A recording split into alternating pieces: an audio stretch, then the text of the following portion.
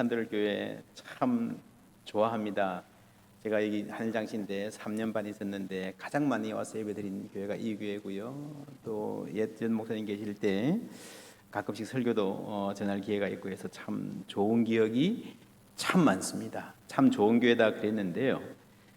몇 년 전에 전화가 왔어요. 산돌교회에서. 그래서 우리 김진영 목사님 모시러 청병위원들이 전부 다 포항으로 오시겠다 그러는 거예요. 그런 경우 잘 없거든요. 그렇죠? 대단한 교회입니다. 제가 이 청병위원들이 다 포항까지 오시겠다는 것만 해도 이게 보통 교회가 아니구나. 이런 교회 여러분 잘 없습니다. 포항제일교회밖에 없습니다. 포항제일교회 장로님들도요. 제가 전주에 있을 때 포항에서 전부 다 오셨어요. 청빙위원들께서 오늘 마지막에 솔로 하신 장로님도 청빙위원이셨습니다. 그래서 여기서는 또 포항으로 가시고 그때 이제 오셨을 때 제 기억에 아주 좋은 횟집에 가서 잘 대접했습니다. 오늘 그 몇십 배로 돌아왔습니다. 그렇죠? 예, 감사합니다. 오늘 대접도 참 잘 받고 참 복되고 귀한 시간입니다. 우리 참 좋은 교회인데 좋은 교회에 훌륭한 목사님 오셔서 이렇게 제가 보여요. 여러분 목사님 좋아하시고 참 이렇게 감사하며 예배하는 모습이 눈에 보입니다. 하나님께 영광 돌립니다. 아멘. 아멘. 박수 한번 할까요? 우리 서로 고맙습니다. 예, 우리 에메트 찬양단은 우리 교회 어르신들로 구성되어 있는데 에메트라는 말은 이 히브리어로요 신실함, 진리 이런 말입니다. 예, 에메트라는 말이 이 알레프와 타브는요 히브리의 맨 첫 글자고 맨 끝 글자입니다. 우리가 알파와 오메가 그러잖아요. 그거는 헬라어, 그리스의 첫 글자, 끝 글자고 히브리어의 알레프 타브가 최고 첫 글자, 끝 글자고 딱 중간에 있는 글자가 뭘까요? 예, 맴이라고 하는 요 글자. 그래서 에메트라는 말이 참 재밌습니다. 히브리어의 첫 글자, 딱 중간 글자, 마지막 글자. 그게 진리다. 재밌죠? 여기서 우리가 잘 아는 말이 하나 나왔습니다. 에메, 요게 뭔가 하면요 아멘. 그죠? 아멘. 그러니까 에메트라는 말은요 정말로 아멘 할 만한 진리다. 참 진실이고 정말 이거는 진실로 우리가 믿고 붙잡을 만한 것이다 할 때 그걸 에메트라 그러는 거예요. 아멘이 여기서 나왔습니다. 여러분 성경에 보면요 신약 성경에 예수님이 아멘 한 적이 몇 번 있습니다. 내가 진실로 너희에게 이르노니 할 때 내가 아멘으로 말한다 라고 했어요. 그 중에서 어떤 사람의 믿음을 보고 이러셨어요. 예수께서 들으시고 놀랍게 여기가 따르는 자들에게 이르시되 내가 진실로 너희에게 이르노니, 이 말이 내가 아멘 너희에게 이르노니 이스라엘 중 아무에게서도 이만한 믿음을 보지 못하였노라. 여러분 놀랍지 않습니까? 예수님이 아멘 하시는 거예요. 세상에 사람의 믿음인데 그런 믿음이 있습니다. 예수님이 보고 아멘 하시는 믿음 우리에게 주시기를 소원합니다. 아멘. 예, 그게 에메트예요. 에메트. 아멘. 아멘 하면 말씀을 아멘으로 받는 가운데에 진리가 있고 하나님의 기쁨이 있습니다. 우리가 진리 그러면요 사실은 굉장히 좋으면서도 약간 부담되기도 해요. 사실은 진리 그럼 어떤 느낌 듭니까? 굉장히 꼬장꼬장한 할아버지가 이렇게 막 야단치는 모습이 사실 들기도 하고 그런데요. 진짜 여러분 성경의 진리는 그렇지 않습니다. 진리가 그 속에 들어가면요 사람이 행복해지고요. 아멘. 사람이 여유 있어지고요. 사람이요 너그러워지고 기쁜 사람이 되는 줄 믿습니다. 아멘. 저희 교회는 행복한 교회입니다. 우리 교회 다양한 모임이 있는데 72세 이상 어르신들의 모임이 요한 공동체거든요. 그래서 이제 젊은이부터 마태, 마가, 누가, 요한 이래서 요한 공동체인데 제가 요한 공동체 모임 지난주에 방학했습니다. 갈 때마다 얼마나 활기차고 기쁘고 서로 만나는 게 좋은지요. 여러분 그런 말이 있습니다. 여러분 아세요? 최고의 전도지는 성도들의 표정이다. 아멘. 여러분 아셨습니까? 이게 유명한 말인데 박영호 목사가 한 말입니다. 최고의 전도지는 뭐라고요? 성도들의 표정이다. 이런 어느 교회 갔는데 교회가 건물도 이렇게 너무 아름답고 목사님 설교도 너무 좋고요. 다들 그냥 짱짱한 사람들 많고 그래요. 그런데 만약에 그 교회 성도들의 표정이 죽어 못 사는 사람들 같아. 그냥 막 짜증이 그냥 건드리면 그냥 폭발할 것 같은 사람들만 앉아 있어요. 그럼 그 교회 다시 가고 싶을까요? 안 가고 싶을까요? 그죠? 다른 건 좀 모자라도요. 그 교회 성도들이 기쁨이 넘치고 뭔가 이렇게 말 붙이고 싶고 나도 저런 표정으로 살고 싶다. 그런 사람들만 계시면 나도 모르게 그 다음 주에 또 여기 와 있습니다. 그렇죠? 아멘. 최고의 전도지는 뭐라고요? 성도들의 표정이다. 옆에 분에게 여러분 인사하고 말씀해 주십시오. 옆에 분 보시고요. 형제님 얼굴이 전도지랍니다. 전도지랍니다. 예. 여러분 서로 얼굴 보니까 어때요? 교회 부흥하게 생겼어요? 교회 부흥하게 생겼어요? 아멘. 그럼 옆에 분에게 다시 말씀해 주십니다. 자매님 얼굴 보니까 교회 부흥하겠습니다.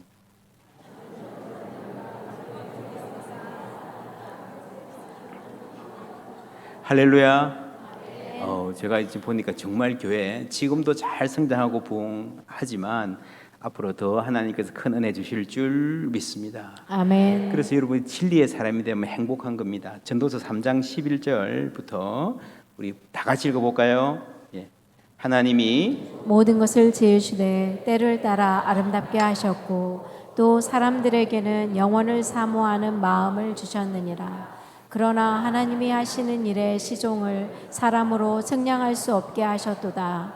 사람들이 사는 동안에 기뻐하며 선을 행하는 것보다 더 나은 것이 없는 줄을 내가 알았고 사람마다 먹고 마시는 것과 수고함으로 낙을 누리는 그것이 하나님의 선물인 줄도 또한 알았도다. 아멘. 아멘. 여러분 하나님 우리가 행복하게 사는 거 좋아하실까요? 싫어하실까요? 좋아하시죠. 먹고 마시고 수고하고 그 수고를 누리고 낙을 누리는 그것이 하나님의 선물인 줄 믿습니다. 아멘. 하나님이 모든 것을 지으셔서 때를 따라 아름답게 하셨습니다. 여러분 믿습니까? 아멘. 여러분 인생의 전성기가 언제입니까? 어떤 사람은요, 내가 젊을 때는 좋았는데 내가 한참 사업할 때는 괜찮았는데 내가 현직에 있을 때는 그래도 잘 나갔는데 여러분 그런 사람 치고요 진짜 잘 나간 사람 없습니다. 여러분 그런 그런 말 이것도 박영호 목사가 한 말인데 이런 말이 있습니다. 불행한 사람의 과거는 불행한 사람의 행복은 언제나 과거형이다. 10년 전에 좋았는데 나 어릴 때 좋았는데 그죠? 그런데 여러분 앞으로 10년 후에는요 지금을 두고 10년 전에 좋았는데 그럴 거예요. 그렇지 않습니까? 대부분 사람들이 그래요. 그러니까 지금도 좋은 때인데요 좋은 때인 줄 모르고 살아가는 거예요. 모르고 지나가는 겁니다. 그렇죠? 여러분 아이들 키우고 한참 막 뒷발이 잘 때 얼마나 힘들었습니까? 지나고 보니 어떻습니까? 그때가 좋았어요. 그렇죠? 불행한 사람들은 늘 지나고 나서야 그때가 좋았다라고 이야기하는 거예요. 하나님 안에서는요 때를 따라 모든 때가 우리의 전성기인 줄 믿습니다. 아멘. 그래서요 젊으면 젊은 대로 나이 들면 나이 대로 때를 따라 돕는 주시는 하나님의 은혜가 있습니다. 그래서 그 안에서 매일매일 먹고 마시고 수고하고 낙을 누리는 그것이 진짜 믿음이 좋은 거예요. 아멘. 여러분 이런 책이 있습니다. 2030 축의 전환. 이 책이 굉장히 비즈니스 하는 사람들 책이에요. 사업에 관한 책인데 이 책에 중요한 내용이 많이 나오는데 사업하는 사람들에게 대해서 이렇게 굉장히 아주 중요한 충고를 합니다. 앞으로 돈 벌려면 나이 든 사람한테 관심을 가져라. 너무 MZ 세대 막 너무 그럴 필요 없다는 거죠. 왜? 그래서 앞으로는 젊음과 나이 듦에 대한 인식이 크게 바뀔 것이다. 더 이상 젊음을 활력과 동의어로 나이 듦을 쇠퇴로 보는 시각은 유지되기 힘들 것이다. 여러분 이 사회가 너무 생산성 중심으로 돈 중심 되면서요 어느부터인가 여러분 젊은 것은 좋은 것, 나이 든 것은 아주 그냥 뭐 초라해지는 것, 내가 쓸모가 없어지는 것 이렇게 생각했는데요. 그렇지 않다는 겁니다. 여러분, 그래서 지금 세계 전체 이분이 이제 세계 전체의 이 흐름을 이야기하는 건데요. 2018년에 딱 보여주시면 2018년인가 포비스라고 하는 아주 유명한 잡지에 이런 이야기가 나왔습니다. 고령화는 기업의 축복이다. 한국이 굉장히 빨리 고령화되는데 여러분 고령화에 잘 대비하면요 오히려 기업의 축복이 될 수 있다는 겁니다. 여러분 저는 교회도 마찬가지라고 믿습니다.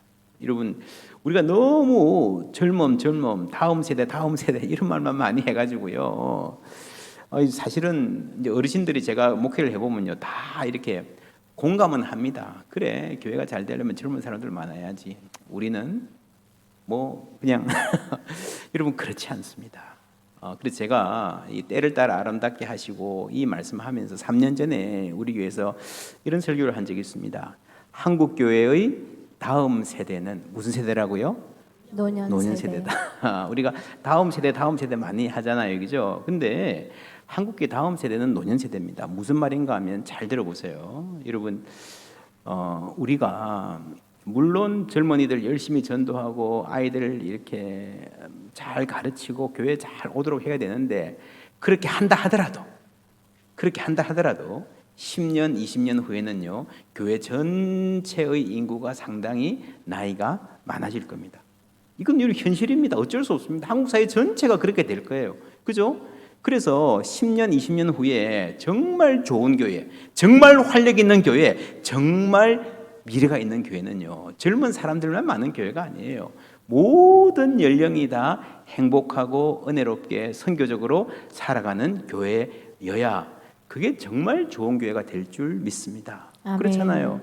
그래서요 저는 이제 예전에 저도 이제 이민교회 목회 오래 했습니다. 이민교인들은 특별히 자녀들을 교육을 잘 시키려고 이렇게 이민 갔기 때문에 자녀의 교육에 굉장히 열의를 다합니다.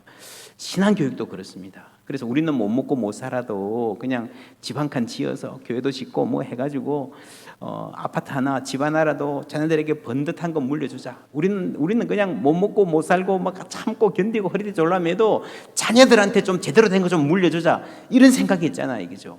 우리가 신앙도요 그 신앙의 성계를 그런 식으로 생각하는 경우가 많습니다. 그러니까 우리는 불행해요. 우리가 희생해서 자녀들 잘 해주자. 그것도 좋지만 이제 앞으로 시대는 그렇지 않습니다. 반대로 우리 아버지가, 우리 어머니가, 우리 할아버지 할머니가 예수 믿더니 나이가 80대고 90대도 행복하게 사시더라. 예수 안에서 나이 드는 게 저렇게 행복하고 우아하고 품격 있고 멋있더라. 할렐루야. 아멘. 나도 우리 할아버지 할머니처럼 인생 살고 싶어. 그게 진짜 신앙을 물려주는 거예요. 할렐루야. 아멘. 그렇지 않고 물론 교회 건물도 좋으면 좋겠지만 잘 지어놓고 텅 비우면 뭐합니까? 지금 서구교회가 다 그렇다 그러잖아요. 우리가 해야 되는 거는요 오늘 나에게 주신 이 하루를 행복하게 사는 거예요. 아멘. 오늘 주신 이 하루를 하나님과 동행하며 사는 거예요. 아멘. 그렇죠? 모여서 찬양도 하고 그죠? 가끔씩 전주도 오고 여러분 그렇게 살아갈 때에 하나님께서 때를 따라 아름답게 하시. 모든 인생의 모든 때가 하나님 안에 있으면요 노년은 노년대로, 청년은 청년대로, 중년은 중년대로 아름다울 수 있을 줄 믿습니다. 아멘. 여러분 그래서 오늘 말씀에 빛의 자녀들처럼 행하라 그랬는데 빛의 자녀들 갓처럼 행하라. 그렇죠? 이게 무슨 말입니까? 빛의 자녀들 답게 행하라라고 하는 거예요. 그래서 제가 오늘 말씀 제목을 그렇게 붙여봤습니다. 우리는 다음 세대다. 다음 세대가 아니고 다음 세대. 그죠? 여러분 그래서 너무 나이 들어가지고요 나이 안 들은 척 할 필요 없습니다. 그죠? 나이 들은 대로 멋있고 아름다운 거예요. 그죠? 어리면 어린 대로 그것도 괜찮은 거예요. 그렇게 살아가는 게 정말 잘 사는 겁니다. 청년은 청년답고 학생은 학생답고 정치인은 정치인답고 그죠? 경제인은 경제인답고 목사는 목사답고 그러면 된 거예요. 그게 모두 아름다움이에요. 다움인 줄 믿습니다. 아멘. 하나님 우리를 다 때를 따라 아름답게 하셨잖아요. 그래서 제가 우리 교회에서 한국 교회의 다음 세대는 노년 세대다 이 설교를 했는데요. 하나님이 정말 많은 은혜를 주셨습니다. 그날 이후로 교회 인식이 굉장히 바뀌기 시작했습니다. 당에도 바뀌었고요. 그래서 우리 교회 전체 예산을 보면요, 노년 세대 예산이 다음 세대 맞지 않게 많습니다. 아주 열심히 재미있게 잘 모이고요. 제가 이제 이때 이 설교를 할 때에 목회 데이터 연구소라는 여론조사 기관이 있습니다. 그 여론조사 기관 대표가 그 설교를 인터넷으로 들은 거예요. 그리고 저한테 전화가 왔습니다. 목사님 진짜 공감합니다. 그래서 3년 전에 한 3,000명 아주 그 노년 목회 관련해서 노인 목회 관련해서 3,000명 정도 크게 여론조사를 해서 발표한 적이 있습니다. 그날 이후로 진짜 우리 한국교회 다음 세대를 위해서 다음 시기를 위해서 노년 세대가 행복하게 선교적으로 사는 게 중요하구나 하는 이 흐름이 점점 퍼져가고 있습니다. 교회가 많이 달라지고 있습니다.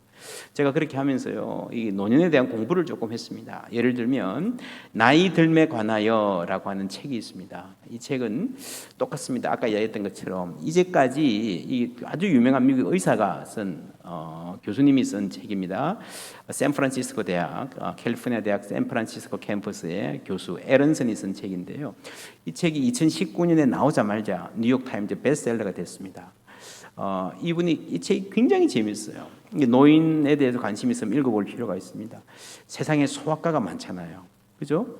여러분 내과 외과 다 있고 소아과가 따로 있는 이유가 뭘까요? 소아과가 따로 있는 이유는요, 소아의 몸이 일반 어른들의 작년의 몸과 다르기 때문에 소아과가 있는 거예요. 그렇죠? 그런데 노인과는 별로 없잖아요, 그죠? 노인의 몸도 많이 달라요. 그럼 정상으로 하면 소아과가 있는 것만큼 노인과도 많이 있어야 되는 거예요. 그게 정상이고 제대로 하는 거라는. 근데 많이 없는 거는요, 차별이라는 겁니다. 그렇죠? 아이들은 막 아프다 그러면 막 이러고요. 어른들은요. 그래서 이분이 이제 의사면서도 의사들에 대해서 꾸짖는 내용이 굉장히 많이 나옵니다. 예를 들면 퇴행성이란 말 아시죠? 퇴행성. 무릎이 아파서 병원에 가면 퇴행성입니다. 이 말은 무슨 말이에요? 그냥 참고 사세요. 오래 쓰으니 고장날 만한 데도 됐죠. 이 말이잖아요. 물론 그런 경우도 있지만 안 그런 경우도 많다는 거예요. 90대 노인이 왼쪽 무릎이 아파서 병원에 갔습니다. 의사가 퇴행성입니다 그랬어요. 오래 사용하셨으니까 아픈 거 당연합니다. 이분이 뭐라 그랬는가 하면요, 내 오른쪽 무릎도 오래 사용했는데 그렇잖아요. 오른쪽 무릎도 오래 사용하는데 이거는 쓸만하고 왼쪽 무릎만 아픈 거는 이유를 대야 될 거 아닙니까? 퇴행성이니까 연세 드셨으니까 그냥 참고 사세요. 그거 아니라는 거예요. 그래서 이분이 의사임에도 불구하고 문화에 대한 얘기를 많이 합니다. 그러니까 연세가 들었으니까 대충 참고 사세요. 어른들 다 그런 거예요. 그렇게 보이는 문화에 저항해야 된다는 거예요. 아니야. 노인들도 건강하게 씩씩하게 밝게 살 수 있어. 우리도 교회 주인이야. 할렐루야. 아멘. 얼마나 여러분 이 교회도 이렇게 짓는 데까지 연세 드신 분들이 많이 헌신하고 했습니까? 그죠? 교회에서 정말 대접받아야 될 분들입니다. 그래서 이 사회가 제대로 되려면 이 인생관 자체가 바뀌어야 된다는 겁니다. 젊으면 활기차고 아름답고 이 나이 드는 것은 아주 비참한 거야. 여러분 그렇지 않습니다. 하나님이 모든 때를 아름답게 하신 줄 믿습니다. 아멘. 그래서 그 믿음으로 살면요, 우리 그리스도인들이 여러분 연세 드신 분들의 삶이 얼마나 밝을 수 있는지를 세상에 보여주면서 세상에 빛이 될 수 있는 거예요. 아멘. 그래서 여러분 생각 자체가 바뀌어야 됩니다. 오늘 전도서에 아까 읽은 전도서 말씀에 보면요, 일하는 자가 그의 수고로 말미암아 무슨 이익이 있으랴라고 했습니다. 이 말은요, 내가 어떤 일을 해가지고 어떤 결과를 만들어내겠다, 열심히 공부해서 1등 하겠다, 사업을 열심히 해서 그거 뭐 성공해서 뭐 하겠다, 이런 거, 그게 어떤 목적이든 여러분 열심히 해서 사업을 성공시켜 본들, 열심히 공부해서 좋은 직장 취직해 본들, 그죠? 유명해져 본들, 그게 알고 보면 별거 아니라는 거예요. 가치가 없는 건 아니지만 그렇게 그게 뭐 절대적인 거 아니라는 거예요. 그래서 여러분 이 전도서라는 책을 보면요, 그 모든 것을 다 해본 사람, 다른 사람 못 가본 데까지 끝까지 가본 사람, 최고 최고 높이까지 올라가 본 사람이 뭐라 그러는가 하면요, 헛되고 헛되니 그죠? 모든 것이 헛되다. 여러분, 의미 없다는 말이 아니고요, 무엇을 손에 넣는 게 목적이라면 그렇게 된다는 겁니다. 바람을 잡으려는 것 같다. 그래서 여러분, 정상 정복이 목적의 전부이면 아무리 높이 올라가도 허무할 겁니다. 그렇죠? 여러분, 높은 산에 올라갔습니다. 어떻게 해야 돼요? 거기 살 수 있어요? 내려와야 돼요. 그래서 여러분, 사실은요, 우리가 등산하면서 정상을 정복했다 하는 말이 참 웃긴 말이에요. 그 높은 산에 올라가서 잠시 갔다 왔잖아요. 그죠?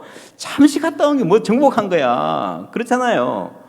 그것도 뭐 비 오고 바람 불고 하면 그냥 조난당해서 죽을지도 모르는, 그냥 정말 잠시 산이 허용한 것 갔다 왔는데, 여러분, 그래서 인생의 목적이요, 젊을 때는 나는 어느 회사 사장 되는 거야, 군인이면 나는 장군이 돼야 돼, 나는 1등 해야 돼, 어디 가야 돼, 이러고 그렇지만 그런 고생을 다 하면서 막상 그 자리에 올라가더라도요, 막상 올라가 보면 아이고, 내가 무슨 영화를 보려고 이랬나 그러잖아요. 그죠? 무슨 말인가 하면은, 군인으로서 장군 되는 게 아니라 나라 섬기는 그 보람, 하루하루 나라를 위해서 충성하며 살아가는 날, 그 하루하루가 재미있고 행복해야 해야 그게 정말 복된 인생인 줄 믿습니다. 아멘. 뭐가 되려고가 아니라 매일매일의 삶이 여러분 행복할 수 있습니다. 그래서 여러분, 이런 시가 있습니다. 내려갈 때 보았네, 올라갈 때 보지 못한 그 꽃. 산을 내려오면서 꽃이 너무너무 예쁜 꽃이 눈에 보이는 거예요. 그래서 가만히 생각하니까 이렇게 이 길가에 이렇게 예쁜 꽃이 있었나 보니까 올라갈 때도 있었어요. 그죠? 올라갈 때는 눈에 안 보였을 따름입니다. 이제 다른 거 다 내려놓고 산에 갔다가 시험 내려가니까 내가 저 산에 올라가야지 막 악착같이 할 때는 몰라요. 그래서 내려갈 때 보니까 야, 여기에 꽃이 있네. 그 꽃의 아름다움을 아는 마음, 그게 진짜 행복이에요. 여러분, 자녀 양육도 그렇잖아요. 내가 이 자녀를 양육해가지고 어떤 결과를 보기 위해서, 호강하기 위해서, 남 보란 듯이 막 자랑하기 위해서 하면요, 재미없는 거 여러분 아시잖아요. 어떤 어르신들이 그러시더라고요. 아이는 태어나서 처음 3년 동안에 평생 할 효도를 다 한다. 그렇죠? 여러분, 뭐 손자 손녀들도 어릴 때 얼마나 귀엽습니까, 그죠? 근데 아이들이 좀 말 듣기 시작하면요, 뭐 끝이야. 물론 뭐 3년일 수도 5년일 수도 10년일 수도 있는데, 여러분, 자녀 키우는 것도요, 그거 자체가 뭘 만들겠다 이게 목적이 되면 아무리 여러분 성공한다 그래도 그 인생은 불행하게 돼 있습니다. 내가 너 키우느라고 얼마나 고생했는데, 그게 아니고 키우는 그 순간 하루하루가, 아이들 기저귀 갈고 도시락 싸고 하는 그 하루하루가 복되고 행복한 줄 아는 은혜 있으시기를 주님의 이름으로 축원합니다. 아멘. 그럴 때 하나님이 오늘 나에게 주신 은혜에 감사하고 믿는 사람이기 때문에요, 여러분, 하나님의 자녀로서의 자부심이 생기는 거예요. 빛의 자녀들처럼 행하라. 여러분, 제가 볼 때 지금 한국교회가 많이 어렵다, 힘들다 그러는데, 한국교회 위기가 어디 있는가? 여러 가지가, 윤리가 땅에 떨어지고 교회가 뭐 숫자가 줄고 하는데, 한국교회 위기는요 어디 있는가 하면요, 자부심의 위기입니다. 자부심의 위기. 제가 어릴 때 생각하면 목사님들이, 시골의 조그만 교회 목사님들도요, 여기 대화를 해보면 내가 주의 종이고 하나님의 말씀을 전하고 하나님의 자녀된 거에 대한 자부심이 있었어요. 그렇잖아요. 그런데 지금은요, 교회가 꽤 규모가 있는데도 뭐 우리 교회는 왜 이렇지 이러시고요, 목사님들이. 예수 믿는 사람들도 마찬가지입니다. 이 세상의 악의 공격이 워낙 심해가지고, 여러분, 그래서 지금 3040 목회 어떻게 합니까? 말을 많이 하는데요, 지금 3040은 교회 시설의 문제도 아니고 프로그램의 문제도 아니고 가장 심각한 게요, 이 젊은이들이 교회에 대한, 그리스도에 대한 자부심이 상실되어져 간다는 게 가장 큰 문제입니다. 그걸 회복해야 됩니다. 그림 보여주시면요. 우리가 목사님들의 그 그림이 있죠. 코로나 지나면서 목사님들을 만나면 다 그런 이야기합니다. 교회가 좀 회복되었습니까? 라고 하는데 그 회복이 뭐냐라는 게 대부분 양적 회복을 말하죠. 우리가 옛날에 교회 500명 나왔는데 지금 뭐 400명밖에 안 돼요. 300명밖에 안 돼요. 뭐 재정의 회복 이야기하죠. 그런데 그것보다 더 중요한 게요. 사실은 교회의 이미지입니다. 밖에 사람들이 교회를 어떻게 생각하는가. 그렇잖아요, 그죠? 이 세상 사람들이 교회를 존경할 만한 상황이 못 되니까. 그런데 이미지보다 훨씬 더 중요한 거는요, 교인들의 자부심이에요. 아멘. 여러분, 사도행전의 교회가 그렇잖아요. 밖에서 막 교회를 욕하고 핍박하고 손가락질 해도요, 성령 충만한 그 교회가 우리가 하나님의 자녀라고 하는, 우리가 복음의 기수라고 하는, 그죠? 세상의 빛과 소금으로 세움받았다고 하는 든든한 자부심이 있었습니다. 여러분, 그게 흔들리지 않으면요, 교회는 흔들리지 않는 줄 믿습니다. 아멘. 그리스도인으로 자부심이 있어야 돼요. 빛의 자녀들로서의 자부심이 있어야 그래야 교회입니다. 아멘. 여러분, 혹시 이럴지도 모릅니다. 한국교회 요즘 너무 뭐 어려운 일도 많고 뭐 교회 어른들이 사고도 치고 이래서 힘들겠지만 뭐 그래도 우리 산돌교회는 특별히 여러분 젊은이들 20대 30대들이 초등학생 고등학생들이요, 우리 교회는 달라. 할렐루야. 아멘. 그렇게 자부심을 가질 수 있는 교회 만들어 가시기를 주님의 이름으로 축원합니다. 아멘. 고린도전서에 보면요, 이런 말씀 나옵니다. 제가 읽어볼게요. 너희 중에 누가 다른 이와 더불어 다툼이 있는데 구태여 불의한 자들 앞에서 고발하고 성도 앞에서 하지 아니하느냐? 성도가 세상을 판단할 것을 너희가 알지 못하느냐? 세상도 너희에게 판단을 받겠거든 지극히 작은 일 판단하기를 감당하지 못하겠느냐? 우리 3절 4절 다 같이 읽을게요. 우리가 천사를 판단할 것을 너희가 알지 못하느냐? 그러하거든 하물며 세상 일이랴. 그런즉 너희가 세상 사건이 있을 때 교회에서 경히 여김을 받는 자들을 세우느냐? 아멘. 아멘. 여러분, 교회 문제가 어디 있습니까? 너희가 천사를 판단할 줄 알지 못하느냐? 그죠? 여러분, 천사보다 훨씬 더 위에서 하나님 안에서 모든 것을 판단할 수 있는, 심판할 수 있는 그 고귀하고 존귀하고 영광스러운 존재로 부르심을 받았는데 그거를 잊어버린다는 거예요. 그거를 잊어버리니까 우리가 참 초라하게 사는 거예요. 이 빛의 자녀들, 영광의 자녀들이 참 초라하게 사는 겁니다. 그런즉 너희가 세상 사건이 있을 때에 교회에서 경히 여김 받는 자들을 세우느냐? 무슨 말입니까? 이 교회에서 경히 여김을 받는 자들이라는 말은요, 세상 사람들을 말하는 거예요. 세상 사람들 중에서 어떤 사람들일까요? 재판장들을 말하는 거예요. 세상에서는 좋은 학교 나오고 돈도 많고 고시도 패스하고 엄청 나름대로 빵빵한 사람들이에요. 근데 그런 사람들이요, 하나님의 자녀들이 보기에는 별거 아니라는 거예요.